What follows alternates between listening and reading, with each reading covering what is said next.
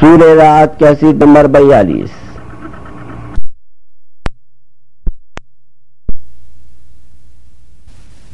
اللهم صل على سيدنا محمد وعلى آل سيدنا محمد كما صليت على إبراهيم وعلى آل إبراهيم في العالمين إنك حميد مجيد۔ قال الله تبارك وتعالى في كلامه المجيد: أعوذ بالله من الشيطان الرجيم، بسم الله الرحمن الرحيم۔ وَلَقَدْ أَرْسَلْنَا رُسُلًا مِّن قَبْلِكَ وَجَعَلْنَا لَهُمْ أَزْوَاجًا وَذُرِّيَّةً وَمَا كَانَ لِرَسُولٍ أَن يَأْتِيَ بِآيَةٍ إِلَّا بِإِذْنِ اللَّهِ وَمَا كَانَ لِرَسُولٍ أَن يَأْتِيَ بِآيَةٍ إِلَّا بِإِذْنِ اللَّهِ لِكُلِّ أَجَلٍ كِتَابٌ يَمْحُو اللَّهُ مَا يَشَاءُ وَيُثْبِتُ وَعِندَهُ أُمُّ الْكِتَابِ۔ قال المؤلف والمفسر رحمه الله تعالى: أدام النفع بعلومه وعلومكم في الدارين آمين، إلى أن قال: يقول تعالى: وكما أرسلناك يا محمد صلى الله عليه وسلم رسولا بشريا كذلك قد بعثنا المرسلين قبلك بشرا يأكلون الطعام ويمشون في الأسواق ويأتون الزوجات ويولد لهم وجعلنا لهم أزواجا وذرية۔ وقد قال تعالى لأشرف الرسل خاتمهم: قل إنما أنا بشر مثلكم يوحى إلي۔ اب مفسر رحمۃ اللہ علیہ سورۃ الرعد کی ان آیات مبارک کی تفسیر بیان فرماتے ہیں کہ اللہ تبارک و تعالیٰ نے ارشاد فرمایا: وَكَمَا أَرْسَلْنَاكَ يَا محمد صلی اللہ علیہ وسلم، کہ جیسے آپ کو محمد مصطفیٰ صلی اللہ علیہ وسلم ہم نے رسول بنا کے بھیجا، اور آپ بھی بشر ہیں، سید البشر ہیں، سید ولد آدم ہیں صلی اللہ علیہ وسلم، اسی طرح ہم نے آپ سے پہلے جو پیغمبر بھیجے ہیں وہ بھی سب ہم نے انسانوں میں بھیجے ہیں، اولاد آدم میں بھیجے ہیں۔ یأکلون الطعام ویمشون فی الاسواق، وہ بھی کھانا کھانے والے، بازاروں میں چلنے والے، ویاتون الزوجات، شادی کرنے والے، ویولد لہم، ان کی اولادیں ہیں، وجعلنا لهم ازواجا وذرية، ہم نے ان کے لیے بیویاں اور ان کے لیے ہم نے اولاد بھی عطا فرمائی۔ وقد قال تعالی لأشرف الرسل وخاتمهم، اور اللہ پاک نے قرآن پاک کی دوسری آیت میں جو تمام انبیاء اشرف ہیں، جو تمام رسولوں سے افضل ہے، سیدنا محمد مصطفیٰ صلی اللہ علیہ وسلم، اللہ نے فرمایا کہ میرے محبوب آپ اعلان کر کے سمجھا دیں امت کو: قل انما انا بشر مثلکم یوحی الی، کہہ دیں کہ میں بھی انسان ہوں تمہاری طرح، لیکن اللہ نے مجھے شرف بخشا ہے کہ مجھ پہ وحی بھیجی اور مجھے انبیاء اور مجھے رسولوں کا امام بنا دیا۔ تو ان آیات مبارکہ میں اصل بات یہ ہے کہ جیسے آپ نے پچھلی آیات میں پڑھا ہے کہ دعوت تھی توحید کی، کہ اللہ نے فرمایا کہ میرے محبوب آپ اعلان کرتے ہیں کہ مجھے تو یہی حکم ملا ہے کہ میں اللہ کی توحید کی طرف دعوت دوں، اللہ کے دین کی طرف بلاؤں، اور مجھے اللہ کی طرف ہی لوٹ کے جانا ہے۔ اور دوسرا، ان آیات میں کافروں کے دو شبہات تھے بڑے بڑے۔ ایک شبہات تو اصل بات یہ ہے کہ جتنے فرق اللہ ہیں، جتنے فرق باطلہ ہیں، مشرکین ہیں، کفار ہیں، یہود ہیں، نصارہ ہیں، ان کے جو بگڑے ہوئے لوگ ہیں، ان کے دو شبہات لوگوں کے دماغ میں عام طور پہ ڈالتے ہیں۔ ایک شبہ تو یہ ڈالتے تھے، اچھا یہ شبہات جو ہیں یاد رکھیں اس کی وجہ کیا ہے۔ ایک تو بطور دشمنی، اور بعض لوگ بے عین ہی یہی شبہ ڈالتے ہیں لیکن بطور محبت، یعنی حالانکہ شبہ ایک ہے لیکن دونوں کی تقسیم الگ ہے۔ تو کافر یہ کہتے تھے کہ ہم کیسے نبی مان لیں، پیغمبر مان لیں، یہ تو ہماری طرح انسان ہے، یہ تو ہمارے سامنے پیدا ہوئے، ہمارے سامنے ولادت ہوئی، ہمارے سامنے رضاعت ہوئی، ہمارے سامنے جوانی آئی، اور پھر ان میں دکھ آتے ہیں، سکھ آتے ہیں، کھانا کھاتے ہیں، شادی کرتے ہیں، اولاد ہوتی ہے، تو ہمارے جیسے لوگ ہیں تو ان کو ہم نبی کیوں مان لیں؟ اگر اللہ نے نبی اور رسول بھیجنے تھے تو اللہ کو نرالی مخلوق میں بھیجتا، نوری مخلوق میں بھیجتا، آسمانوں سے فرشتہ بھیجتا، جو ہم سب سے الگ ہوتا، نرالا ہوتا، اس کو ہم نبی مانتے۔ یہ تو ہماری جنس کے لوگ ہیں، تو ان کو ہم نبی کیوں مانیں؟ یعنی ان کے نزدیک یہ نعوذ باللہ باعتبار اہانت، باعتبار مخالفت۔ اچھا کچھ ایسے جاہل ہوتے ہیں، وہ کہتے ہیں کہ نہیں محبت میں کہ جی ہم نے آپ کو رسول مانا ہے، پیغمبر مانا ہے، لیکن آپ اللہ کا نور ہیں، اللہ کے نور کا ٹکڑا ہے، ہم بشر نہیں مانتے۔ بھائی ہم بھی بشر، نبی بھی بشر، کہتے ہیں نعوذ باللہ ہم برابر ہو گئے، اور ہم برابر ہو گئے تو توہین ہے، لہذا ہم میں اور پیغمبروں میں فرق ہونا چاہیے۔ تو حالانکہ یہ دونوں شبہات جو ہیں بالکل جن کی کوئی حقیقت نہیں، باعتبار افراد کے یا باعتبار تفریق۔ ایک سیدھی سی بات ہے کہ اللہ نے جب ہدایت انسانوں کو دینی ہے تو پیغمبر بھی ان میں بھیجے، اللہ تبارک و تعالیٰ ان کی جنس سے بھیجے۔ باقی یہ مخلوق میں سوال ہوتا ہے کہ اللہ نے جنوں میں کیوں نہیں بھیجا؟ تو جن جو ہے انسان کے مقابلے پہ اخص درجے کی قوم ہے، اور اللہ کے نبی جو ہیں وہ اشرف ہوتے ہیں، اللہ تبارک و تعالیٰ کے نبی جو ہیں وہ اعلیٰ اور افضل ہوتے ہیں۔ اس لیے اللہ پاک نے انبیاء جتنے بھیجے ہیں وہ انسانوں میں بھیجے ہیں۔ مقصود بھی ہدایت انسانوں کی ہے۔ فرشتے جو ہیں وہ تو اللہ کی مخلوق ہیں، نورانی مخلوق ہیں، معصوم مخلوق ہیں اور غیر مکلف ہیں، یعنی وہ تو شریعت کے پابند ہی نہیں، ان کا تو وظیفہ ہی اللہ کی تسبیح و تقدیس ہے، تو ان کے لیے پیغمبر بھیجنے کا تو کوئی مقصد ہی نہیں۔ اور جن جو ہے وہ ادنا درجے کی قوم ہے، تو باقی مخلوق کیا بجی انسان۔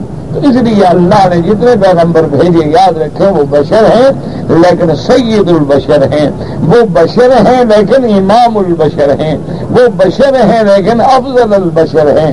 اور کمال تو یہی ہے کہ ایک ہی جنس سے ہو لیکن ان میں پھر اللہ ان کو فضیلت عطا فرمائے، اللہ ان کو اپنی نبوت کے لیے سرفراز فرما دے۔ تو اللہ تبارک و تعالیٰ نے کفار کو یہ جواب دیا کہ یہ تمہارا شبہ بالکل انتہائی غلط شبہ ہے۔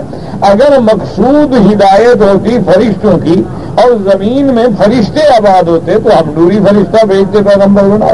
تو جب زمین میں ہم نے آباد ہی اولاد آدم کو کیا ہے اور مقصود ہی اولاد آدم کی ہدایت ہے، ان کے جنت و جہنم کے فیصلے ہیں، تو پیغمبر تو لازماً ان کی جنس میں سے آئے گا۔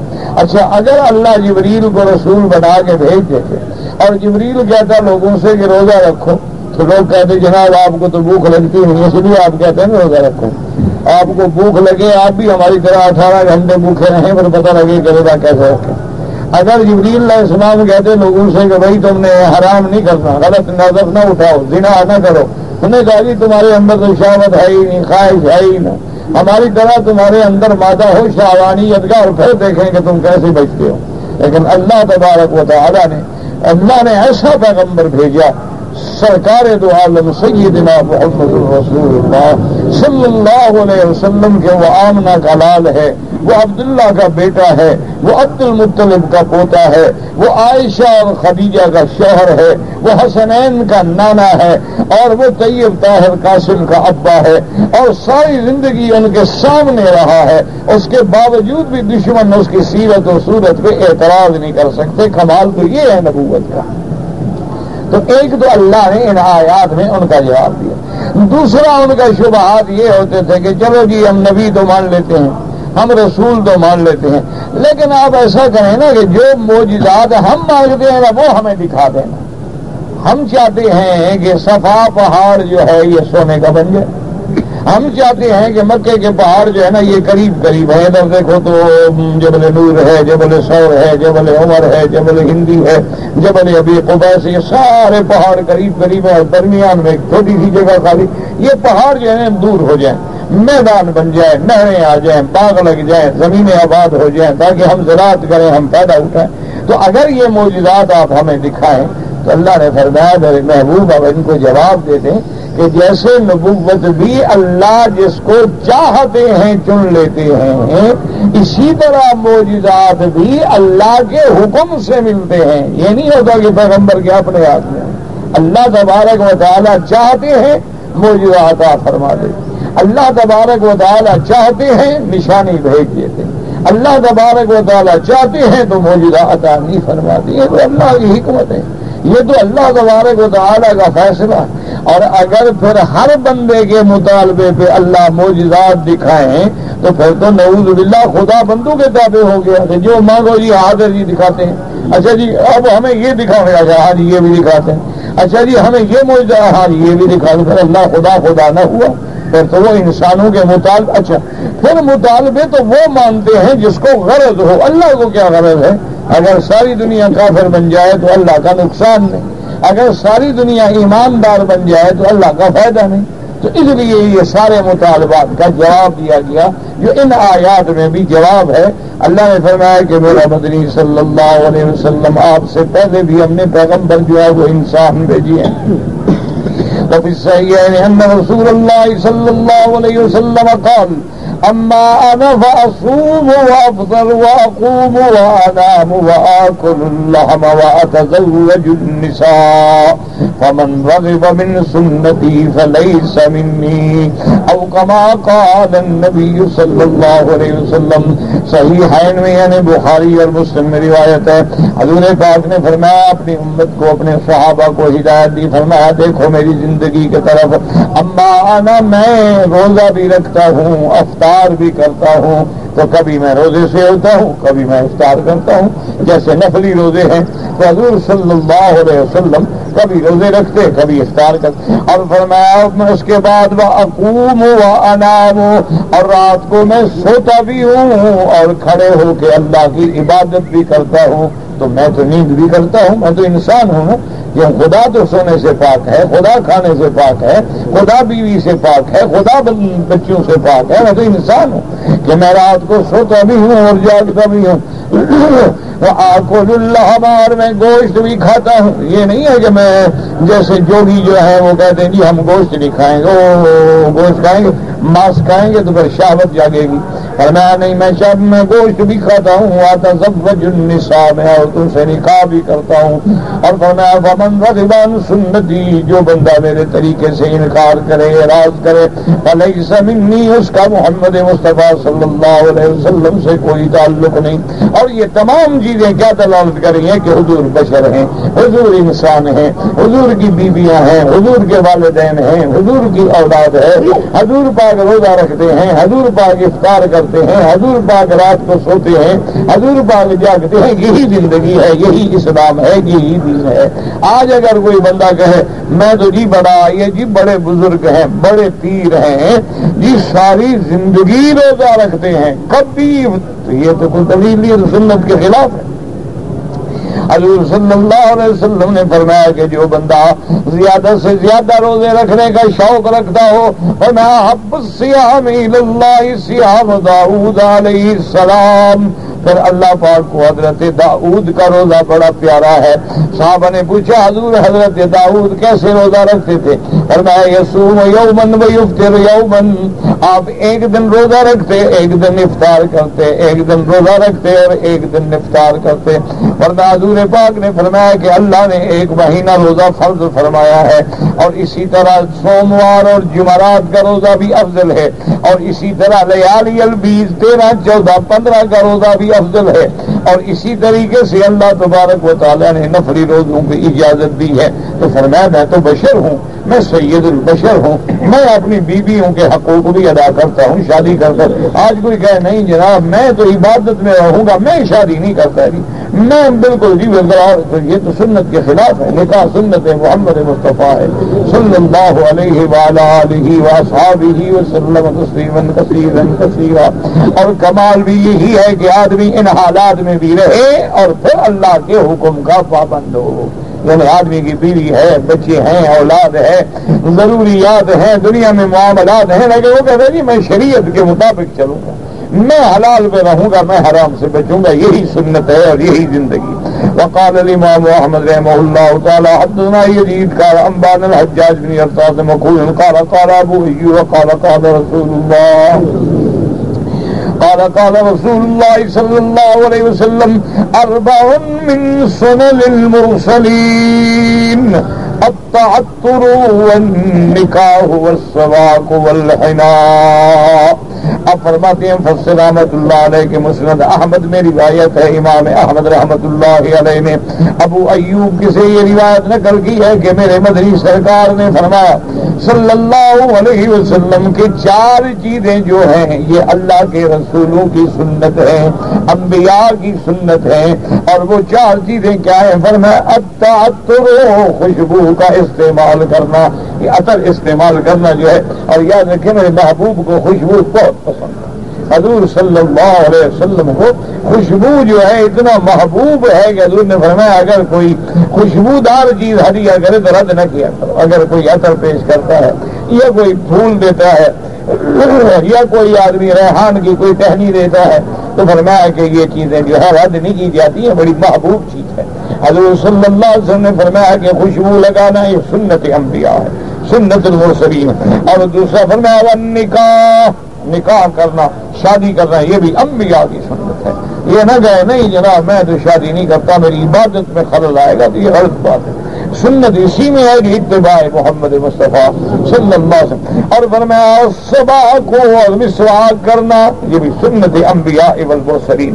واللحنا، اور بالوں میں یا داڑھی میں مہندی لگانا، یاد رکھو عورت کے لیے ہاتھوں پہ مہندی لگانا، پاؤں پہ مہندی لگانا، اور مردوں کے لیے بالوں میں یا داڑھی میں مہندی لگانا، یہ بھی سنت ہے، اور یہ بھی سنت انبیاء والمرسلین ہے علیہم الصلوات والتسلیم۔ تو ہمیشہ ان چیزوں کو سنت جو ہے حضور کی اسی کو محبوب سمجھ کہ جب حضور نے خوشبو لگائی ہے۔ ہاں باقی بات یہ ہوتی ہے کہ خوشبو جو ہے جو بھی میسر ہو بندے کو وہ لگا لے، جو بندے کو خوشبو، کیوں کوئی بندہ کسی کو کوئی پسند، ویسے جو بات روایات میں آتا ہے کہ میرے محبوب کو محبوب کائنات سیدنا محمد مصطفیٰ صلی اللہ علیہ وسلم کو خوشبو جو ہے آپ کے زمانے میں ایک تو خوشبو استعمال ہوتی تھی ورد، ورد مانا گلاب، اور ایک خوشبو استعمال زیادہ ہوتی تھی مسک، جس کو آپ کہتے ہیں مشک۔ یہ مشک جو ہے نا جسے آپ کہتے ہیں مشک نافع، جو ہرن کی سرہ سے نکالی جاتی ہے۔ تو اسی طرح اس دور میں ایک خوشبو تھی عنبر۔ عنبر جو ہے یہ ایک مچھلی ہے دریاؤں میں، سمندروں میں بڑی مچھلی ہوتی ہے، اور وہ جب قے کرتی ہے نا تو اس کے منہ سے جو مادہ نکلتا ہے وہ پانی پہ تیرتا تیرتا سمندر کے کنارے پہ آتا ہے، اس سے پھر عنبر جو ہے وہ عطر بنتا ہے اور دوا۔ اسی طرح حضور صلی اللہ علیہ وسلم کے زمانے میں عطر عود، جس کو کہتے ہیں عود ہندی، کیونکہ یہ حضور کے زمانے میں بھی ہند سے یہ عود آتا تھا۔ اب تو دنیا میں بہت ہے، ہند سے بھی آتا ہے اور آسام سے بھی آتا ہے، سلہٹ سے بھی آتا ہے، اب تو کمبوڈیا سے بھی آتا ہے، اب تو اور بھی دنیا کے بڑے بڑے ملکوں سے آتا ہے، لیکن سب سے اچھا سب سے اعلیٰ جو تھا وہ عود ہندی تھا۔ اب بھی اگر اچھا ہو تو اب بھی اچھا ہے، سبحان اللہ۔ تو بہرحال خوشبو لگانا جو ہے وہ سنت انبیاء ہے علیہم الصلوات والتسلیم، اور اسی طرح مسواک جو ہے وہ سنت الانبیاء ہے۔ اچھا فرق صرف اتنا ہے کہ بعض ائمہ فرماتے ہیں کہ حدیث میں آتا ہے عند کل صلاۃ، کہ ہر نماز کے ساتھ مسواک کرنا، اسی لیے بعض لوگ ظاہر حدیث مبارک پہ عمل کرتے ہوئے نماز کے کھڑے ہونے سے پہلے بھی مسواک کر لیتے ہیں تاکہ اس حدیث پہ عمل ہو جائے کہ عند کل صلاۃ۔ لیکن امام ابو حنیفہ رحمۃ اللہ علیہ فرماتے ہیں کہ عند کل صلاۃ کا معنی ہے یعنی عند وضوء کل صلاۃ، کہ جب نماز کے لیے وضو کرو، جب نماز کے لیے تیاری کرو تو مسواک کرو۔ وہ فرماتے ہیں کہ اس کے بعد مسواک نہ کرے، کہ وہ فرماتے ہیں کہ مسواک کا مقصد کیا ہے؟ مطہرۃ للفم، یہ منہ کے صاف کرنے والا ہے، ومرضات للرب، اور اللہ کو راضی کرنے والا ہے۔ تو جب ہمارا منہ پاک ہوگا، اللہ کا ذکر کریں گے تو اللہ راضی ہوگا۔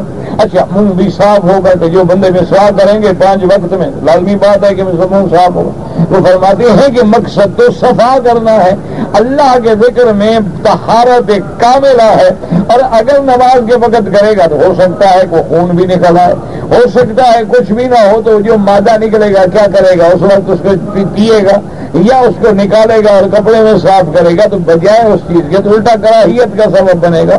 تو اس لیے امام ابو حنیفہ رحمۃ اللہ علیہ کے نزدیک مسواک جو ہے وہ ہر وضو کے ساتھ، کیوں؟ وہ فرماتے ہیں کہ جیسے قرآن میں آتا ہے اذا قمتم الى الصلاة فاغسلوا وجوہکم وایدیکم الى المرافق. اللہ نے فرمایا کہ اے ایمان والو جب تم نماز کے لیے اٹھو تو اب وضو کرو. تو انہوں نے فرمایا یہ مانا تھوڑا ہے کہ وضو کرو وہاں صف میں کھڑے ہو کے وضو کرو. مانا یہ ہے کہ جب تم نماز کے لیے ارادہ کرو، جب تم نماز کے لیے تیاری کرو تو نماز پڑھ جانے سے پہلے اپنا وضو کر لو. حالانکہ ہے اذا قمتم الی الصلاۃ کہ جب تم نماز کے لیے نماز کی طرف جاؤ تو وضو کرو پہلے. تو اس لیے امام صاحب فرماتے ہیں کہ مسواک سنت ہے اور سنت الانبیاء والمرسلین ہے، لیکن اس کے کرنے کا ایک وقت ہے کہ وضو کے وقت میں کرے یا آگے پیچھے بھی کرے، لیکن نماز کے اوقات میں ان کے نزدیک احتیاط ضروری. اچھا پھر چونکہ بعض ائمہ کا اور امام صاحب کا ایک فرق ہے. امام صاحب فرماتے ہیں کہ اگر خون اپنے مقام سے بہہ جائے تو وضو ٹوٹ جائے گا، باقی ائمہ کے نزدیک نہیں ٹوٹتا. تو اس لیے فرماتے ہیں کہ اگر وضو کیا اور مسوڑے سے خون بہ گیا تو نماز چھوڑ کے وضو کرنے کے لیے بیچارہ جائے گا. تو اس لیے یہ چیزیں جو ہیں یہ فہم ہے انبیاء کا، یہ جھگڑا نہیں، یہ فہم ہے ائمۃ المرسلین علیہم الصلوات والتسلیم کا کہ فرمان رسول ایک ہے. اب مسواک سے انکار کسی کو بھی نہیں، لیکن مسواک کس وقت کیا جائے اس کے سمجھنے میں ائمہ کا اختلاف ہے. مسواک تو سب کے نزدیک سنت ہے، مسواک تو تمام ائمہ کے نزدیک سنت ہے اور کوئی بھی سنت رسول صلی اللہ علیہ وسلم کا منکر نہیں ہے. اچھا اسی طرح یاد رکھیں کہ عطر لگانا جو ہے سنت ہے، مرد کے لیے بھی سنت ہے اور عورت کے لیے بھی سنت ہے، لیکن دونوں کے عطر میں فرق ہے. مرد تو وہ عطر لگائے کہ زیادہ پھیلے، خوشبو جس کی زیادہ ہے تاکہ مسجد نماز میں بیٹھا ہے سب کو خوشبو آئے اور جہاں سے گزرے تو لوگوں کو خوشبو آئے. لیکن عورت وہ عطر لگائے جس کی خوشبو باہر نہ پھیلے بلکہ اس کے بدن میں محدود رہے تاکہ اس کی خوشبو جو ہے شوہر کو آئے، اس کی خوشبو جو ہے جس کے ساتھ قریب آدھا شریعت میں اجازت ہے.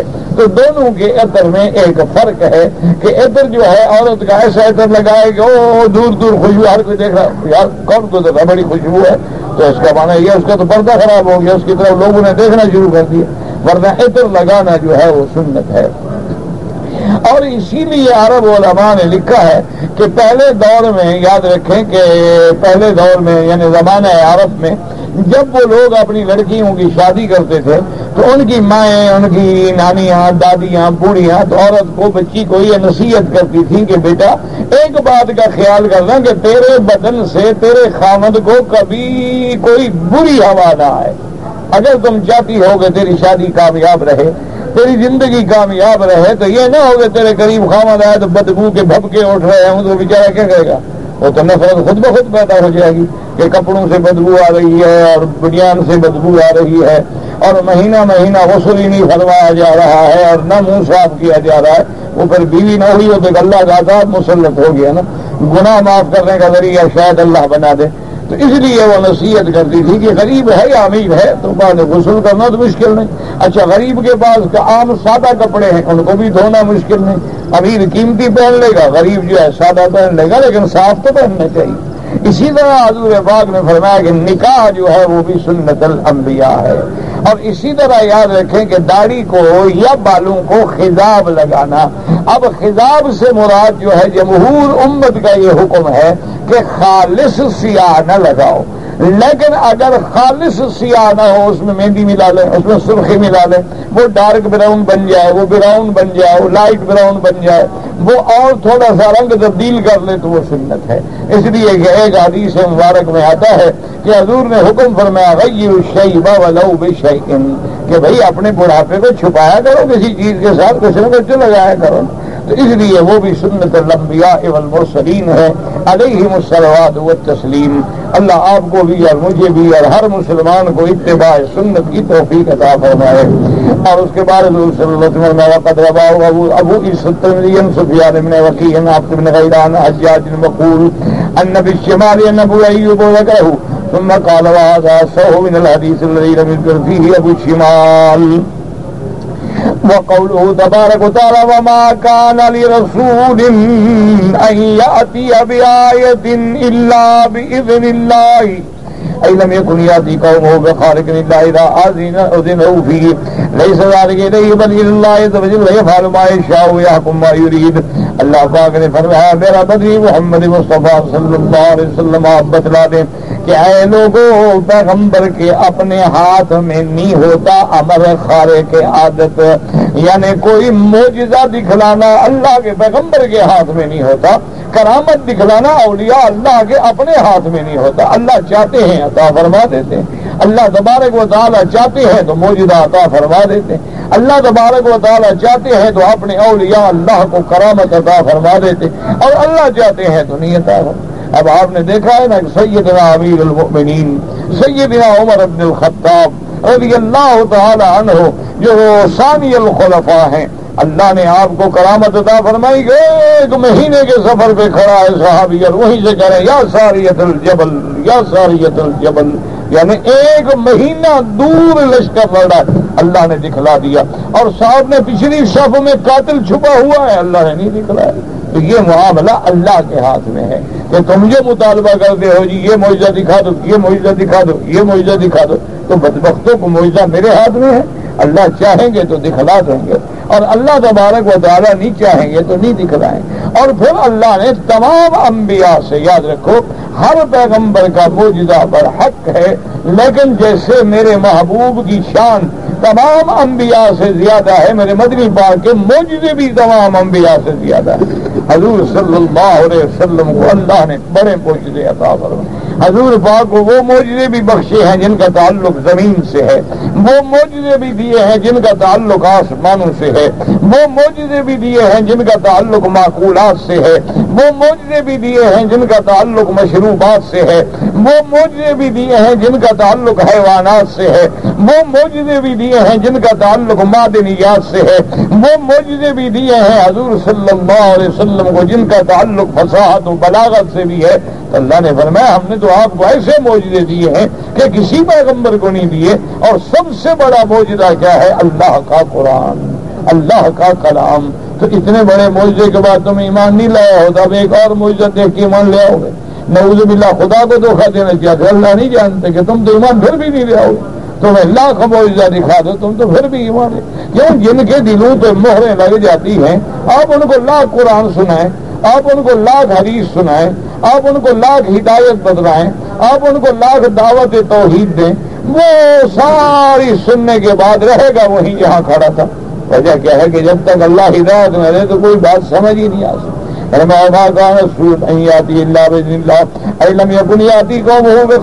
کوئی پیغمبر معجزہ لے کے نہیں آتے جب تک اللہ کا حکم نہ ہو.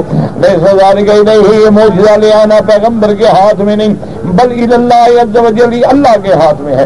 یفعل ما یشاء ویحکم ما یرید، اللہ جو چاہیں کریں، اللہ جو ارادہ فرمائے فیصلہ فرمائے. لکل اجل کتاب اے لکل مدت مضروبۃ کتاب مکتوب بها وکل شیء عنده بمقدار. اللہ تبارک و تعالی نے جو چیز بھی کائنات میں بنائی ہے ہر چیز کی ایک مدت معین ہے، ہر چیز اللہ کی کتاب اللہ کے حکم سے لکھی ہوئی ہے، اور ہر چیز ٹھیک ٹھیک اندازے پہ اللہ تبارک و تعالی نے پیدا فرمائی ہے. یہ کافروں کا رد تھا. کافر کہتے تھے کہ یا رسول اللہ صلی اللہ علیہ وسلم اگر قیامت حق ہے، اگر ہم نے دوبارہ قبروں سے اٹھنا ہے تو ہمارے دادے کو اٹھا دیں، ہمارے کسائی کو زندہ کر دیں. اللہ نے فرمایا سب اٹھیں گے لیکن ایک وقت مقرر ہے، اور جب تک وہ وقت نہ آئے اس وقت تک کوئی بات نہیں ہو سکتی. اور اللہ نے جو جو وقت معین کیا ہے اسی وقت میں وہ فیصلہ ہوگا. اور اللہ تبارک و تعالی نے ہر چیز لکھی ہے اسی کے مطابق ہوگی. اور اللہ نے جو جو چیز بنائی ہے وہ ایک اندازے پہ ہے، کوئی چیز اس میں نقص والی نہیں ہے. اور اس کے بعد فرماتے ہیں علم تعلم ان اللہ یعلم ما فی السماء والارض ان ذلک فی کتاب ان ذلک علی اللہ یسیر. اللہ نے فرمایا کہ میرے محبوب اعلان فرماتے علم تعلم، کیا نہیں جانتے تم، ان اللہ یعلم ما فی السماء والارض، اللہ جانتے ہیں جو آسمانوں میں ہے، جو زمین میں ہے، اللہ کے آگے کچھ چھپا نہیں ہے. اور فرمایا ان ذالک فی کتاب، اور جو قیامت تک ہوگا وہ سب لکھا ہوا ہے. اللہ پاک نے تمہاری دنیا پیدا کرنے سے پہلے لکھ دیا ہے کہ یہ ہوگا، یہ ہوگا، یہ ہوگا، یہ ہوگا. ان ذالک علی اللہ یسیر، اور یہ سب کچھ ایک کتاب میں لکھ دینا، منضبط فرما دینا اللہ کے لیے آسان ہے. اللہ کے لیے کیا مشکل ہے. اس لیے فرما دیا قرآن مقدس میں اللہ تبارک و تعالی نے. اس کے بعد فرماتے ہیں لکل کتاب اجل، اے لکل کتاب انزلہ من السماء مدۃ مضروبۃ عند اللہ ومقدار معین، اور ہر فیصلے کے لیے ایک مدت ہے. لکل کتاب، ہر حکم، انزلہ من السماء، جو اللہ نے حکم اتارا ہے، مدۃ مضروبۃ عند اللہ، اس کے لیے ایک وقت مقرر ہے اللہ کے ہاں. ومقدار معین، اور اس کی ایک مقدار بھی معین ہے. اس لیے فرماتے ہیں یمحو اللہ ما یشاء ویثبت وعنده ام الکتاب. یمحو اللہ کا کیا معنی فرمایا؟ یمحو اللہ ما یشاء منها ویثبت، یعنی حتی نصرت اللہ بالقرآن الذي انزلہ اللہ علی رسولہ صلوات اللہ وسلامہ علیہ. اللہ تبارک و تعالی جو چاہتے ہیں وہ حکم باقی رکھتے ہیں، اور جو چاہتے ہیں منسوخ فرما دیتے ہیں. جیسے پہلے انبیاء کی شرعیتیں جو ہے منسوخ ہو گئی، پہلے احکام جو تھے منسوخ ہو گئے، اللہ کا قرآن جو ہے سب کا ناسخ ہو گیا. تو یہ اللہ کے ہاتھ میں ہے. اللہ نے جن احکام کو چاہا باقی رکھا، جن کو چاہا منسوخ فرما دیا، کیونکہ اللہ تبارک و تعالی کی شان ہے جو چاہے، اور یفعل ما یشاء ویحکم.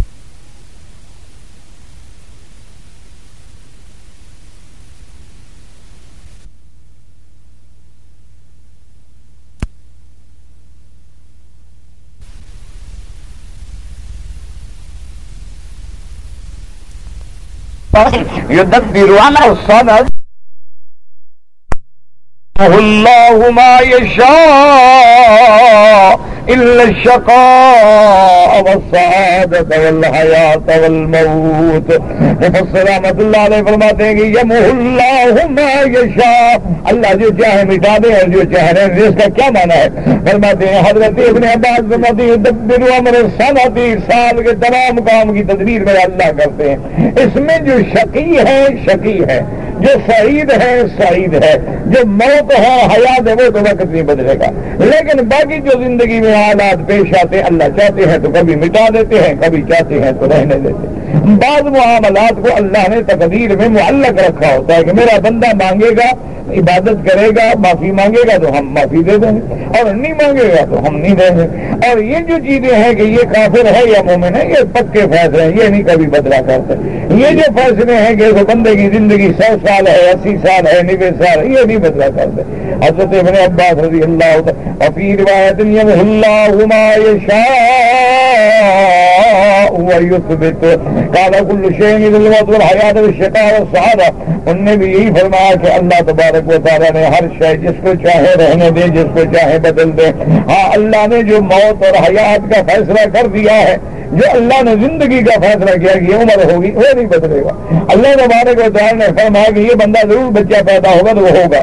اس کے بعد فرمایا والشقاء والسعادہ، اور جس کے مقدر میں اللہ نے بدبختی لکھی ہے وہ بدبختی مرے گا، اور جس کے مقدر میں اللہ نے سعادت مندی لکھی ہے وہ ایمان پہ موت آئے گی. انما قد فرغ منه، اللہ پاک سب کچھ لکھ کے فارغ ہو گئے. یمحو اللہ ما یشاء ویثبت فرماتے ہیں الا الحیات والموت والشقاء والسعادہ وانہما لا یتغیران. کسی کی زندگی، کسی کی موت، کسی کی بدبختی، کسی کی سعادت، یہ نہیں بدلا کرتے. وقال منصور سألت مجاهدا فقلت أرأيت دعاء أحدنا يقول اللهم إن كان اسمي في السعداء فاثبت فيهم وإن كان في الأشقياء فامه عنهم واجعله في السعداء. وقال عمر کی دعا ذلك هنا سبسين ذلك وقال إن أنزلناه في ليلة مباركة آية وقال يقضي في نذر ما يكون بالسنة من رزق أو مصيبة ثم يقدم ما يشاء ويؤخر ما يشاء ما كتاب الصالح شکا صاحب لا يغير. اب مفسر رحمۃ اللہ علیہ فرماتے ہیں کہ میں نے حضرت مجاہد سے پوچھا کہ اگر کوئی بندہ یہ دعا کرتا ہے کہ اللہم ان کان اسمی فی الشہداء، میرا اللہ اگر تیرے علم میں میرا نام سعیدوں میں لکھا ہوا ہے تو اس کو ثابت رکھ، اور اللہ اگر تو نے میرا نام بدبختوں میں لکھا ہے تو مہربانی کر ادھر سے بدل دے اور سعیدوں میں شامل کر دے. اس کے بعد فرماتی ہے میں 1 سال کے بعد انہیں ملا، پھر میں نے پوچھا تو آپ نے یہ آیت پڑھی انا انزلناہ فی لیلۃ مبارکۃ انا کنا منذرین فیہا یفرق کل امر حکیم امرا من عندنا. فرمایا فی لیلۃ القدر، اللہ تبارک و تعالیٰ اس لیلۃ القدر کی رات میں، لیلۃ مبارکۃ اس سے مراد لیلۃ القدر ہے، 15 شعبان کی رات نہیں ہے. لیلۃ القدر جو ہوتی ہے تو اللہ تبارک و تعالیٰ اس میں پورے سال کے جو فیصلے ہوتے ہیں، کسی کے لیے رزق کا بڑھانا ہے، کسی کے رزق کو کم کرنا ہے، کسی سے مصیبتوں کو ٹالنا ہے، کسی میں مصیبتوں کو ڈالنا ہے. ثم يقدم ما يشاء، پر اللہ چاہتے ہیں جو چاہیں اس کو آگے کر دیں، جو چاہیں ان کو پیچھے کر دیں. واما کتاب الصالح والشقاوۃ، البتہ یہ فیصلہ کہ یہ شقی ہے یا سعید ہے، یہ فیصلے ایسے ہیں جو کبھی نہیں بدلے جائیں گے. ابھی بچہ ماں کے پیٹ میں ہوتا ہے اور فرشتے کہتے ہیں میرا اللہ فرمائے، اللہ حکم دیں گے کہ لکھ دو یہ سعید ہے، لکھ دو گے یہ شقی ہے، لکھ دو گے اس کی عمر اتنی ہے، لکھ دو گے اس کا رزق اتنی ہے. یہ ایسے فیصلے ہیں جو کبھی نہیں بدلا کرتے. باقی کبھی رزق بڑھ گیا، کبھی رزق کم ہو گیا، کبھی مصیبت آ گئی، کبھی ٹل گئی، کبھی بیماری آ گئی، کبھی صحت آ گئی، تو یہ فیصلے لیلۃ القدر میں بدلے کرتے ہیں. لیکن یہ بڑے جو اہم معاملات ہیں وہ اللہ نے لکھ دی ہے، ان کو کبھی نہیں بدلا جائے گا. وقال الأعمش النبي وآل شقيق بن سلمة أنه كان كثيرا يدعو بهذا الدعاء. وہ فرماتے ہیں کہ وہ یہ دعا بہت مانگتے تھے، اللهم إن كنت كتبتنا أشقياء فامح واكتبنا سعداء. اللہ اگر ہمارا نام بدبختوں میں لکھا ہے تو مہربانی کر بدل دے. وَإِن كُنتَ كَتَبْتَنَا شُهَدَاءً فَاثْبِتْنَا، اگر تو نے ہمارا نام سعیدوں میں لکھا ہے تو اس کو جمع دے. وَأَنَّكَ تَمْحُو مَا تَشَاءُ وَتُثْبِتُ وَعِندَكَ أُمُّ الْكِتَابِ، یہ سب تیرے ہاتھ میں ہے، جو چاہے تو مٹا دے اور جو چاہے تو رہنے دے. وقال ابن جرير أيضا حدثنا عمرو بن علي قال حدثنا معاذ بن هشام قال حدثنا النبي حكيمة أسمد نبي عثمان النهدي أن عمر بن الخطاب رضي الله تعالى عنه قال وهو يطوف بالبيت ويبكي. وہ فرماتی ہیں کہ میں نے دیکھا کہ سیدنا عمر رضی اللہ تعالیٰ عنہ اللہ کے کعبے کا طواف کر رہے تھے اور وہ رو رہے تھے. یہ ان کا طواف ہے جن کو پتا ہے کہ کعبہ کیا ہے، جن کو پتا ہے کہ اللہ کے گھر کا کیا مرتبہ ہے، جن کو پتا ہے کہ طواف کی کیا فضیلت ہے، جن کو پتا ہے کہ ہم اللہ کے دربار میں ہیں اور اللہ کے گھر میں ہیں اور اس مقام پہ ہم پھر رہے ہیں جہاں اللہ کے انبیاء اور مرسلین آئے ہیں، جہاں صدیقین و شہداء آئے ہیں، جہاں صالحین و ائمہ محدثین و فقہاء آئے ہیں، جہاں اللہ کے اولیاء آئے ہیں. اور آج ہم گناہگار بھی اسی جگہ پر ہیں. اس کے دل میں پھر طواف کا، اور اس کے بعد یہ دعا بڑی مانگتے تھے، اللہم ان کنت کتبت علی شقوۃ او ذنبا فمحو، اللہ اگر تو نے مجھے بدبخت لکھا ہے تو مہربانی کر کے مٹا دے. فإنک تمحو ما تشاء وتثبت، تیری مرضی ہے جو تو چاہے رہنے دے اور مٹا دے. وعندک الکتاب، اور لوح محفوظ رسل کتاب اللہ تیرے ہاتھ میں ہے نا، جو تو چاہے مٹا دے، جو تو چاہے رہنے دے. فجعلہ سعادۃ ومغفرۃ، اور اللہ اگر میرے نصیب میں بدبختی ہے تو اس کو مٹا دے، اس کے بدلے میں سعادت لکھ دے، اور میرے گناہوں کی معافی عطا فرما دے. کیوں؟ یہ سب چیزیں تیرے ہاتھ میں ہیں اور تیری قدرت ہے اور تیری مرضی ہے. یمحو اللہ ما یشاء ویثبت وعندہ ام الکتاب. اور یاد رکھ لیں کہ یہ جو تقدیر اور قضاء و قدر کے مسئلے ہیں نا، سب سے پہلی بات یہ یاد رکھیں بس اللہ کی تقدیر پہ ہمارا ایمان. نؤمن بالقدر خیرہ وشرہ من اللہ تعالی والبعث بعد الموت، کہ خیر بھی اسی کی طرف سے ہے اور شر بھی اسی کی طرف سے ہے، اور جو اللہ نے لکھا ہے وہ حق ہے. بس خلاصہ تو یہ رکھ. باقی یہ بات سمجھ لیں کہ اللہ کسی کو زبردستی بدبخت نہیں لکھتے. اگر اللہ کسی کو زبردستی بدبخت بنانے میں کیا ہوا یا اللہ کسی کو زبردستی مسلمان بنا رہے، یہ نہیں ہوتا۔ اللہ کو اسلام پسند ہے، کفر پسند نہیں، لیکن جس کو بدبخت لکھا ہے وہ جانتے ہیں کہ یہ بدبخت والے عمل کرے گا، اس کے عمل کے مطابق اس کو بدبخت لکھا ہے، اور جس کو لکھا ہے کہ یہ صحیح ہے، جو اللہ جانتے ہیں کہ دنیا میں آنے کے بعد یہ اچھے عمل کرے گا۔ تو یہ اللہ کا کمال علم ہے کہ جو ہم نے بعد میں کرنا تھا وہ اللہ نے پہلے کرنا ہم نے ہے، اسی پہ ہمیں سزا ملتی ہے، اسی پہ ہمیں جزا ملتی ہے۔ جیسے مفسرین رحمۃ اللہ علیہ فرماتے ہیں واللہ خلق کل دابۃ من ماء ومنہم من یمشی علی بطنہ، اللہ پاک نے ہر جانور کو پانی سے پیدا کیا، تو اس کے بعد کوئی اپنے پیٹ پہ چل رہا ہے، جیسے سانپ دیکھتے ہیں، کوئی 2 ٹانگوں پہ، کوئی 4 ٹانگوں پہ، تو علماء نے لکھا ہے کہ پیدا اللہ نے کیا، چل وہ خود رہا ہے، یعنی چلنا اس کا کام ہے، پیدا کرنا اس کا کام۔ تو اسی لیے اللہ نے بھی ہمیں پیدا کیا، اب آگے جو نیکی کر رہے ہیں یا کفر کر رہے ہیں یا برائی کر رہے ہیں وہ ہم اپنے اختیار سے کر رہے ہیں، اسی پہ سزا جزا ملتی ہے۔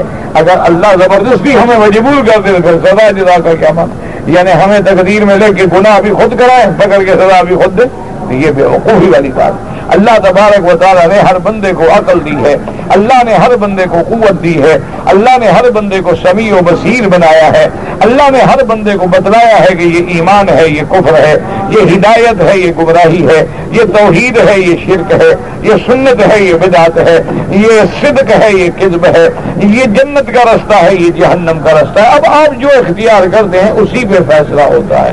اللہ تعالیٰ عالم و وتم۔ اللہ سے دعا کریں اللہ ہم پر رحم فرما دے، محمد مصطفیٰ پہ رحم فرما دے۔ ہم لوگ بڑے امتحانوں سے گزر رہے ہیں، بس دعا فرمائے کہ اللہ ہم تیرے عاجز بندے ہیں، ہمارے حال پہ رحم فرما، مغفرت فرما، ستر فرما، اور بغیر کسی مشکلات کے معافی عطا فرما۔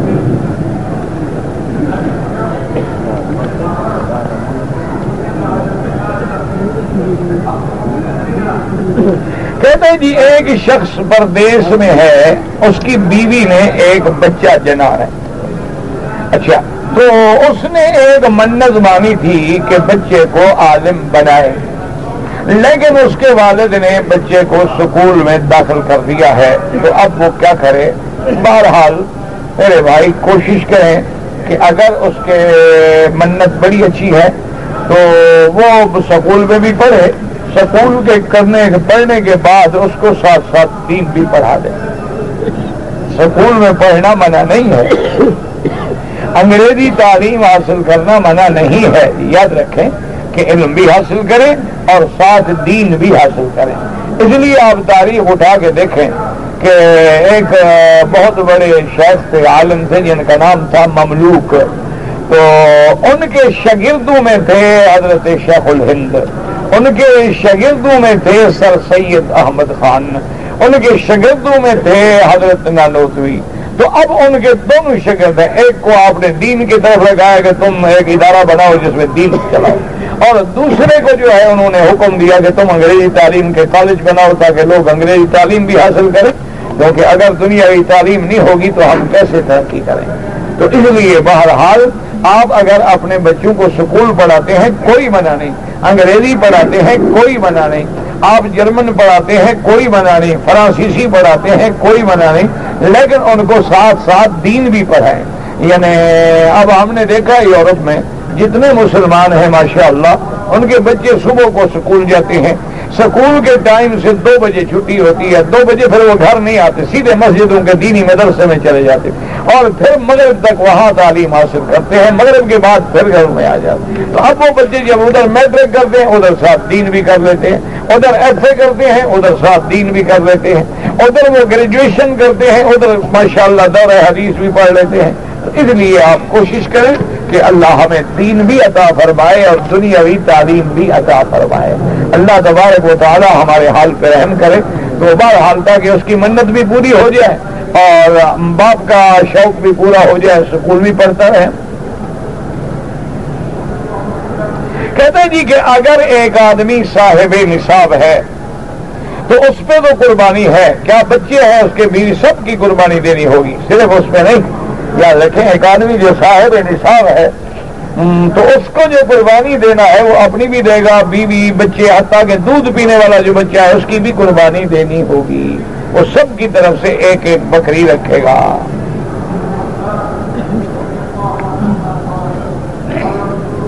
کہتے جی کہ مجھ سے غلطی ہوئی تھی اور ایک دم لازم ہو گیا، تو میں نے ابھی دم ادا نہیں کیا اور چھٹی پہ گھر چلا گیا، وہاں جا کر میں نے نکاح کیا، شادی کی، تو دم کے ساتھ نکاح پہ کوئی اثر نہیں پڑتا کہ آپ کا نکاح نہ ہو، نکاح بالکل ٹھیک ہے، آپ کی بیوی ٹھیک ہے، شادی ٹھیک ہے، وہ دم آپ کے ذمے ہے، جب اللہ توفیق دے ایک بکری لے کے دم دے تو بس بات ختم ہو گئی۔ یہ معنی تھوڑا ہے کہ جس کے ذمے دم پڑ جائے اس کا نکاح ہی نہ ہو، نکاح اور دم کا آپس میں کیا تعلق ہے؟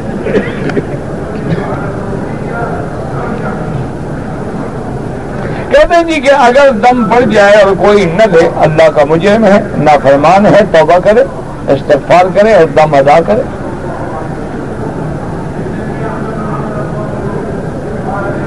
کہتے ہیں جی کہ میں نے عمرہ کرنے کے بعد بالوں کو کٹ لگائے تو دم پڑ گیا، بالکل پڑ گیا۔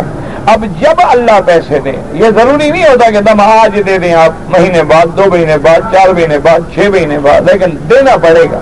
ایک دم کا معنی ہوتا ہے، یاد رکھو ہمیشہ، ایک بکری اللہ کے حرم میں، حدود حرم میں، مکے میں لے کے ذبح کرے اور غریبوں کو تقسیم کرے۔ اگر موجود ہے فوراً دے دو، نہیں ہے تو جب اللہ پیسے دے دے، اور اگر بالکل غریب ہے، پیسے نہیں ملے، روزے رکھ لے، کوئی مسئلہ نہیں۔ کہتے ہیں کہ جب ہم بکری ذبح کریں گے تو اس کی اجرت جو ہے وہ آپ خود دیں گے، اس کی اجرت جو ہے اس کے گوشت سے نہ دیں، اس کی اجرت جو ہے اس کے کھال وغیرہ سے نہ دیں، دم ہے جرمانے کا، بکری ہے جرمانے کی، سب کچھ جو ہے وہ آپ کریں گے، آپ دیں گے۔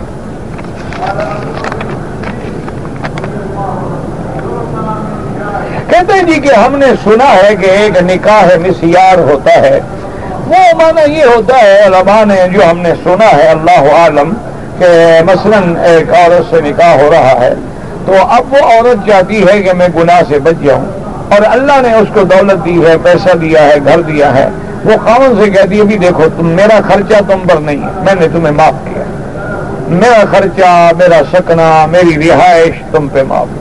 اچھا، دوسرا یہ ہے کہ روز کا میرے آنے پر جو پابندی ہے وہ بھی تم پہ معاف ہے، جب اللہ تمہیں توفیق دے 1 دن 2 دن میرے پاس آ جایا کرو، اور سارا خرچہ ورچہ بھی میں اپنا خود کروں گی، تو آسانی ہو گئی نا نکاح میں، کہ اس نے نفقہ شوہر کے ذمہ دار، وہ نے کہا میں نہیں لیتی، معاف کیا۔ اور اوقات کی پابندی لازم تھی کہ 2 بیویاں ہیں تو ایک رات ادھر جائے، ایک رات ادھر جائے، اس نے کہا میں نے معاف کیا، تو اس لیے اس میں کوئی ایسی بات نہیں۔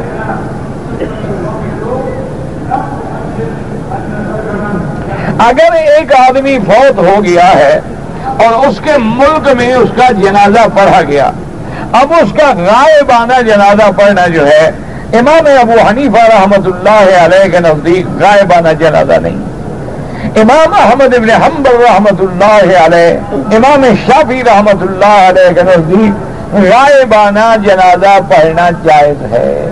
باقی دلائل جو ہے نا یاد رکھیں، وہ فرماتے ہیں کہ حضور پاک نے نجاشی کا جنازہ غائبانہ پڑھا تھا، نجاشی اپنے ملک حبشہ میں تھا، لیکن حضور پاک نے جنازہ مدینے میں پڑھا، لہذا ان کی دلیل یہ حدیث مبارک۔ اور امام ابو حنیفہ فرماتے ہیں کہ اس کے بعد جو سینکڑوں صحابہ جنگوں میں شہید ہوئے ہیں، حضور نے ان کا جنازہ کیوں نہیں پڑھا؟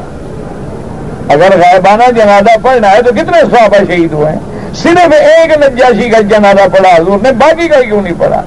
تو فرماتے ہیں کہ یہ معجزہ تھا محمد مصطفیٰ کا، کہ جیسے اللہ نے حضور کے سامنے بیت المقدس کر دیا، اسی طرح گویا کہ نجاشی کا جنازہ بھی سامنے کر دیا۔ ورنہ ایک عورت فوت ہو گئی، حضور نے فرمایا دلونی علی قبر ہی، مجھے بتاؤ اس کی قبر کہاں ہے، تو حضور نے جا کے قبر پہ جنازہ پڑھا، لیکن مسجد میں غائبانہ جنازہ نہیں پڑھا۔ تو لہذا ان کی دلیل یہ ہے، اور باقی ائمہ کی دلیل یہ ہے، اور یہ جھگڑے لڑنے وڑنے کے تو ہے نہیں، جو پڑھتے ہیں اللہ قبول فرمائے، جو نہیں پڑھتے وہ دعا کرتے ہیں کہ اللہ مغفر ورحم، اللہ کی مغفرت فرما، تو کوئی ایسا مسئلہ نہیں۔ کہتے جی کہ نماز میں رفع یدین جو کرتے ہیں ان کی نماز بھی ٹھیک ہے، اور جو رفع یدین نہیں کرتے ان کی بھی صحیح ہے کہ حضرت عبداللہ ابن مسعود نے جو صحابی ہیں جلیل القدر اور فقہائے صحابہ میں ہیں، انہوں نے فرمایا کہ میں حضور پاک کی نماز پڑھ کے دکھاؤں، تو انہوں نے نماز پڑھی اور رفع یدین نہیں کیا مگر صرف پہلی دفعہ۔ تو اس لیے امام ابو حنیفہ رحمۃ اللہ علیہ کے نزدیک رفع یدین نہیں ہے، باقی ائمہ کے نزدیک رفع یدین ہے۔ اللہ کے بندے یہ مستحب کا مسئلہ ہے، کوئی فرض کا مسئلہ نہیں ہے، یہ کوئی ایسا مسئلہ نہیں ہے کہ کسی 1400 سال میں کسی امام نے فرمایا ہو جو نہیں کرتا اس کی نماز نہیں ہوتی۔ یہ تو مسائل ہیں اعلیٰ اولا کے، افضل غیر افضل کے، یہ کوئی لڑائی کے مسئلے تو ہے نہیں۔ پھر امام ابو حنیفہ رحمۃ اللہ علیہ فرماتے ہیں کہ جو حدیث مسلم شریف میں ہے اور جو حدیث مسیء الصلاۃ کی ہے کہ جس نے نماز میں غلطی کی، حضور پاک نے جب سکھلایا ہے کہ نماز کیسے پڑھو، حضور نے بتایا کہ جب امام تکبیر کہے تم تکبیر کہو، جب امام پڑھے تم چپ رہو، جب امام رکوع کرے تم رکوع کرو، جب امام سجدے میں جائے تو تم سجدہ کرو۔ تو وہاں آپ نے رفع یدین تو نہیں سکھلایا، حالانکہ نماز سکھلا رہے تھے، اور اگر یہ اتنی اہم چیز تھی تو حضور یہ بات بھی سکھلا دیتے، حالانکہ ہر چیز تو بتلا رہے ہیں کہ امام جب کہے غیر المغضوب علیہم ولا الضالین فقولوا آمین تو آمین کہو، یہ بھی بتلا دیا کہ امام کہے سمع اللہ لمن حمدہ فقولوا ربنا ولک الحمد۔ تو جب ساری نماز حضور سکھلا رہے ہیں تو یہ کیوں نہیں سکھلایا؟ اس لیے بہرحال اس کے باوجود بھی جو لوگ کرتے ہیں ان پہ اعتراض نہ کریں، اور جو لوگ نہیں کرتے ہیں ان کے پاس بھی ادلہ ہیں، دلائل ہیں، اللہ تبارک و تعالیٰ سب کی قبول فرمائے۔ اسی طرح امام کے نیچے فاتحہ پڑھنا ہے، اس میں بھی کوئی اللہ سب کی نمازیں قبول فرمائیں گے، کیونکہ جو حدیث ہے کہ نماز فاتحہ کے بغیر نہیں ہوتی، آمنا و صدقنا، کوئی نماز ہے ہی نہیں جس میں فاتحہ نہ پڑھی جائے، یا تو آپ کوئی نماز ایسی بتائیں جس میں فاتحہ نہ ہو تو وہ نماز نہیں ہوتی۔ باقی رہ گیا یہ بات کہ نماز میں فاتحہ میں نے پڑھی یا امام نے پڑھی، لیکن نماز میں فاتحہ تو آ گئی نا، کسی نے بھی پڑھی ہو۔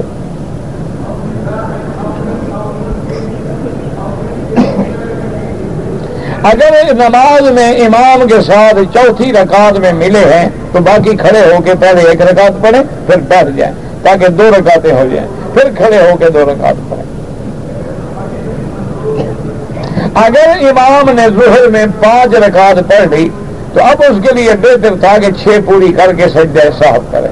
اگر 5 کے بعد بھی سجدہ سہو کر لے تو نماز صحیح ہو گئی، لیکن اگر سجدہ سہو نہ کرے سلام پھر پھر نماز دوبارہ پڑھنی پڑے گی۔ جس نے کہتے ہیں جی عمرہ کر لیا اس پہ حج فرض ہو گئے، کوئی مسئلہ نہیں، زندگی میں حج ایک دفعہ فرض ہے، اگر ایک آدمی نے زندگی میں ایک حج کر لیا بس کافی ہے، پھر بعد میں چاہے وہ عمرہ کرتا رہے نہ کرتا رہے۔ یا جو لوگ اب عمرے پہ آئے ہیں جب ان کو قانون رہنے کی اجازت نہیں دیتا ہے تو ان کے ذمہ کوئی فرض نہیں، وہ اپنا عمرہ کر کے جائیں اور پھر جب اللہ توفیق دے حج پہ آئیں۔ میں اپنے دوست کی والدہ کو عمرہ کرا سکتا ہوں، میں اپنے والد کی دوست کو امی بولتا ہوں، امی بولنے سے کچھ نہیں ہوتا، وہ اگر بوڑھی ہے تو پھر تو اعتبار کیا جا سکتا ہے، اگر جوان ہے تو کسی کو امی بولنے سے کچھ نہیں۔ آج کل لوگوں کا نعوذ باللہ اپنی ماؤں سے تعلق ہے، اپنی بیٹیوں کے ساتھ زنا کرتے ہوئے پکڑے گئے، اپنی بہنوں کے ساتھ گناہ کرتے ہوئے پکڑے گئے، اپنی ساس کے ساتھ گناہ کرتے ہوئے پکڑے گئے، اپنی سالیوں کے ساتھ تو بالکل ایسا ہے نا جیسے شادی ہو۔ یہ تو ہمارے یہاں عام مسل بن گئی ہے نا کہ جی سالی نے آدھی گھر والی، انا للہ و انا الیہ راجعون، اللہ ہدایت دے۔ ہاں اگر بوڑھی ماں ہے تو کوئی حرج نہیں، جہاں خوف فتنہ نہ ہو، ڈر نہ ہو فتنے میں پڑنے کا۔ ایک آدمی نے اپنی بیوی کو کہا ہے کہ اگر تم بغیر اجازت کے اپنے والدین کے گھر گئی تو تمہیں طلاق ہوگی، تو بس آپ اجازت دے دو، بس بغیر اجازت کے جائیں، اب آپ اجازت دے دو، تو میری طرف اب اجازت دے جاؤ، قصہ ختم ہو گیا۔ اب آپ کو جب جائے گی بغیر اجازت کے نہیں جا رہی، اب تمہاری اجازت سے ہی جا رہی ہے، تو لہٰذا طلاق سے بچ گئے، جان چھوٹی۔ یہ ہر وقت کیوں مصیبت لے آتے ہو طلاق کو، اور کوئی طریقہ نہیں۔ اصل بات یہ ہے کہ بیویاں بھی تو بغیر طلاق کے ڈرتی نہیں نا، اس لیے انہوں نے بھی وہ ہتھیار ہاتھ میں رکھا ہوا ہے۔ حالانکہ ابغض الحلال عند اللہ الطلاق، اللہ کو سب سے مبغوض چیز جو ہے وہ طلاق ہے، اللہ کو قطعاً طلاق پسند نہیں، کبھی بھی یہ لفظ زبان پہ نہ لایا کریں. آپ ناراض ہو جائیں بیوی کو علیحدہ کر دیں, آپ اس کے ساتھ ملنا بیٹھنا چھوڑ دیں, آپ 2-4 دن بولنا چھوڑ دیں, آپ تھوڑا ڈانٹ دیں, تھوڑا تنبیہ کر دیں. یہ کہ ہر وقت طلاق طلاق طلاق تماشا ہے. اسی لیے آپ نے نکاح کیا تھا کہ طلاق کے ڈراوے دیتے لوگ.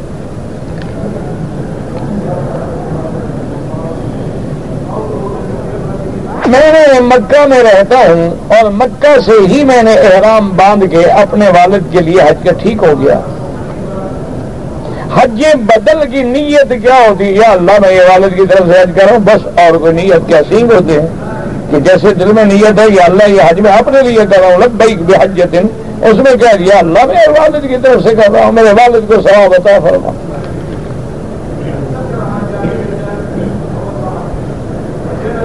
کہتے ہیں جی کہ اگر ایک آدمی اپنی بیوی کے ساتھ مل رہا ہے, کپڑے دونوں اتار چکے ہیں, تو اب کوئی دعا پڑھے نہیں, دل میں پڑھے. بدلے کپڑے اتارنے سے پہلے دعا پڑھ لے کہ اللہ ہمیں شیطان کے فتنے سے محفوظ رکھنا.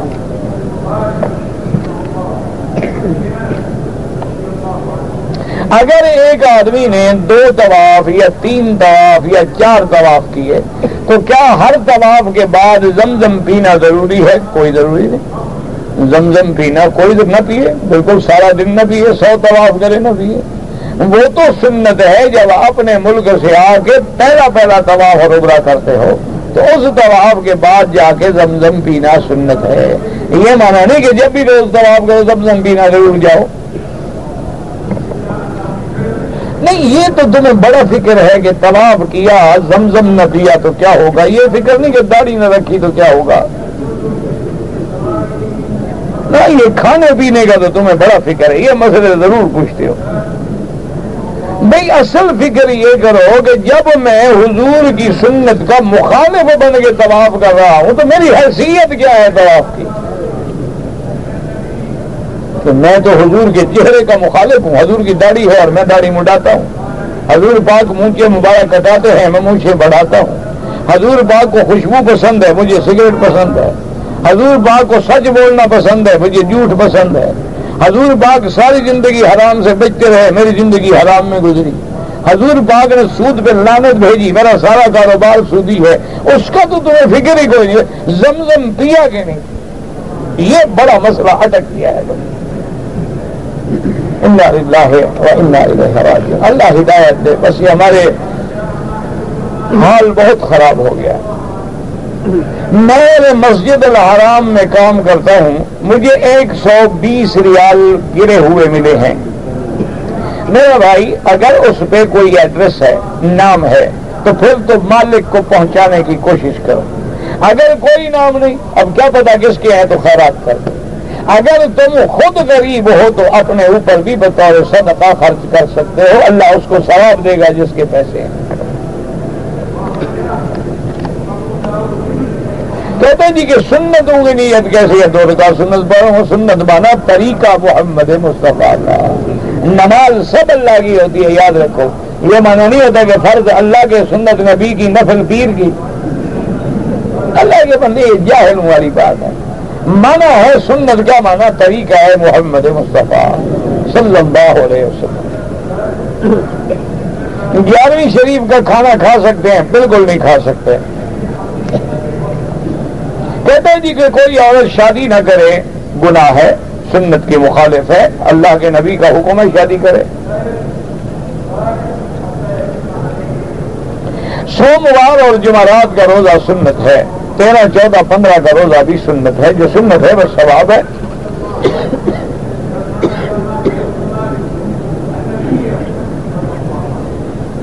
میں آپ کو بتایا نا, ترمذی شریف میں حدیث موجود ہے کہ غیر الشیب ولو بشیء, کہ اپنے سفیدی داڑھی کو کچھ نہ کچھ بدلا کرو. لیکن علماء نے لکھا ہے کہ خالص سیاہ نہ لگائے.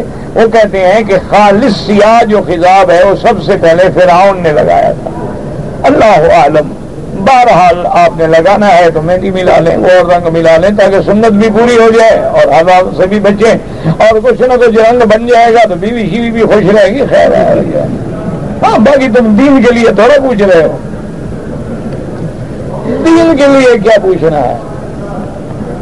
آسان کام یہ ہے نا، جیسے داڑھی مڈاتے ہو سر پہ بھی اس طرح، بھاموں پہ بھی اس طرح، بالکل لوگ جیسے بھگت ہوتے ہیں نا وہ بن جاؤ، نہ مہندی لگانی پڑے گی نہ خطاب لگانا پڑے گا، ہر وقت بالکل بادام بن جائیں بس۔ انا للہ و انا الیہ۔ اچھا یہ لوگ سمجھتے ہیں کہ داڑھی مڈا کے ہم شاید خوبصورت لگتے ہیں، نہ اگر آدمی خوبصورت لگتے تو انبیاء سے کوئی زیادہ خوبصورت ہے؟ نہیں، ایمان سے کہو خدا کے کعبے میں ہو، میرا ایمان ہے کہ اللہ نے جو مخلوق پیدا کی ہے نا ان میں کوئی بھی میرے مدنی محمد مصطفیٰ کے جمال کا مقابلہ نہیں کر سکتا۔ تو حضور کی داڑھی تھی؟ ہاں جی نہیں، دو آدمی کہتے ہیں تھی، نہیں کعبے میں بات سچی کرے تو پھر حضور کے جمال میں داڑھی سے فرق آ گیا، تو تمہارے جمال میں کیوں فرق آ جاتا ہے؟ بس انا للہ و انا الیہ راجعون۔ اگر ایک آدمی اوور ٹائم نہیں لگاتا لیکن سپروائزر وغیرہ سے مل کے اوور ٹائم لکھوا لیتا ہے اور پیسے لیتا حرام ہے، جب ڈیوٹی نہیں کرتا پیسے کیوں لے؟ کہتے ہیں جی کہ بعض اخبارات میں سوالات و جوابات ہوتے ہیں، ان پہ انعام ہوتا ہے، پھر ان چیزوں سے بچیں تو بہتر ہے، کیونکہ بعض علماء کہتے ہیں یہ بھی جوا ہے۔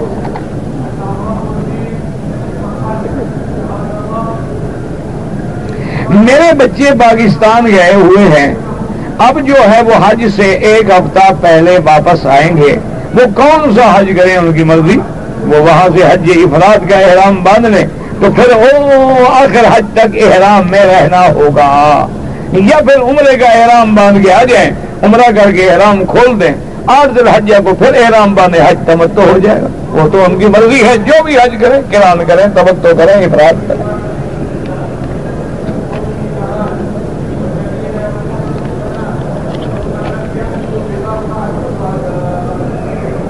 کہتے جی کہ ہم لوگ جو پردیس میں ہیں 3-4 سال کے بعد گھر جاتے ہیں، یہ بنا ہے، بیوی کے حق ادا کرنے چاہیے زیادہ سے زیادہ 6 مہینے، کوئی مجبوری ہے، بیوی کی اجازت ہے، پھر کیا ہے تم 2 سال بھی رہ لو، لیکن یہ تو نہیں نا کہ 4 سال بیوی کو منہ نہ دکھاؤ، تو بیوی پھر کیا کرے آخر؟ اگر وہ گناہ کرے گی تو تم ذمہ دار تم ہو کہ تم نے اس کے حقوق کا خیال نہیں کیا ہے۔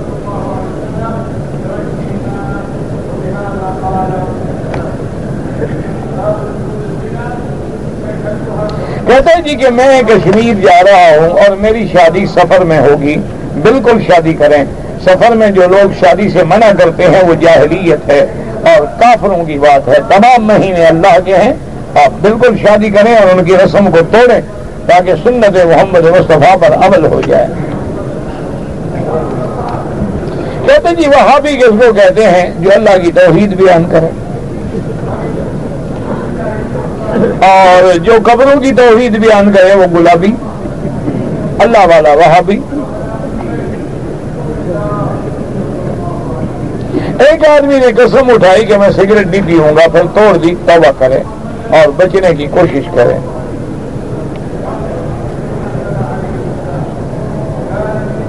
بہرحال آپ مدینہ منورہ سے اگر عمرہ کر لیں اور پھر حج کریں تو تمہارا حج تمتع ہوگا۔